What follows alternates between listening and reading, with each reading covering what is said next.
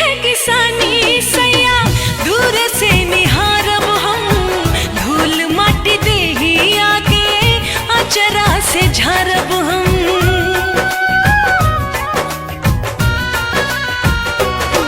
हाँ जिंदगी में तोहरा से दूर कब जाइब ना, क्रिया खियाला कौनो वादा भुलाइब ना। सुख दुख बाटब हम